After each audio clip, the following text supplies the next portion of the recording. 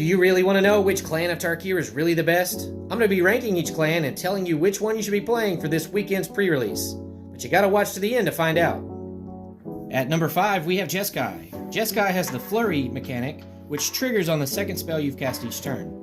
Mostly you're going to be doing this on your turn, but it can also be triggered on your opponent's turn. Also, some of the cards have a reduced cost, or let you choose extra modes on the second spell, or give you a bonus if you've cast more than one spell in the turn. But Jeskai is ranked 5 because it's lacking in top-end threats, and you don't get any extra advantage for spells cast beyond your second spell. So it leaves this clan strategy lacking, as you don't get much advantage in the early game when you can't realistically cast 2 spells a turn, and you find yourself outclassed later in the game. At number 4, we have Abzan. Abzan has the Endure mechanic, and it's all about adding +1/+1 counters or creating spirit tokens. These spirit tokens have no abilities such as flying. I like it that you have the options to make your creature stronger with counters or to go wide with tokens.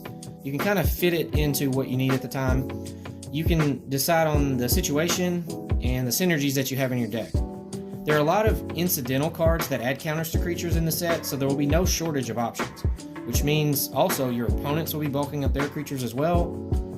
Abzan is poised to play aggro or mid-range, but it lacks in card advantage that many other clans have. The clan's strategy is very linear. Just make your creatures bigger and hope that's good enough to win. And coming in at number 3, we have Mardu. Mardu utilizes the Mobilize mechanic, and it's all about attacking and swarming the board with small tokens. You strike fast and you strike hard, hoping to finish off your opponent before the big creatures come out. When you attack, creatures with Mobilize will create 1/1 warrior tokens that typically have to be sacrificed at the end of turn. This does give you a chance in your second main phase to utilize those tokens for value, such as sacrifice fodder. There are cards that care about the number of creatures you control, pump your team, give your tokens death touch, or ping your opponent with impact trimmers like effects. Mardu looks to be the premier aggro clan if you want to have quick games. You're either going to steamroll your opponent or get stalled by big creatures and just end up losing. Mardu also lacks in card advantage and late game support, but with its speed, you may have the advantage while many decks are not building a board presence until turn 3 or later with all of the tap lands and mana problems. Alright, before we get into the top 2 clans of Tarkir Dragonstorm Limited as rated by me, if you like this content and you want to learn more about limited breakdowns, strategies, and top cards, then give me a follow and put in the comments what you would like to see. At number 2, we have Temur. Temur utilizes the Harmonize mechanic to recast powerful spells from the graveyard while using the power of a creature to help reduce that cost. Harmonize is basically another version of Flashback, creating card advantage that you need to go over the top in the mid and late game. Temur plays a lot of creatures with power 4 or greater, with a mixture of ramp, tempo, card draw, removal, tutors, and even making 5/5 elephants. The Harmonize mechanic gives you game action after game action to overwhelm your opponent.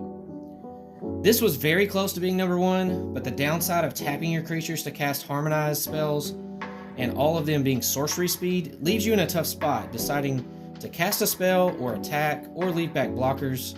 Still, there's a lot of power in having options, and Temur has a lot of it. And finally, at number 1, we have Sultai. Sultai uses the Renew mechanic, and it's all about using those cards for value on the battlefield and also from your graveyard. Whether your cards with Renew land in the graveyard from dying, self-mill, or you even search them up and place them in your graveyard, that's not the end of the value that you'll be getting from them. Most of the Renew cards function like previous cards we've seen with the Scavenge ability, where you exile the card from your graveyard to add +1/+1 counters, which works well with other clans like Abzan. But you also have other types of counters like Lifelink, Death Touch, or Trample, and other effects like tapping down a creature and putting a stun counter. Note, Renew cards have the text at sorcery speed, so keep that in mind. But not having to tap your creatures means you don't have to choose to use a Renew ability and attack them or blocking. This has almost everything you want in a number 1. There's a lot of value in the Sultai clan, and while it doesn't have the strongest aggro curve out, it can handle its own and also bounces back with some life gain.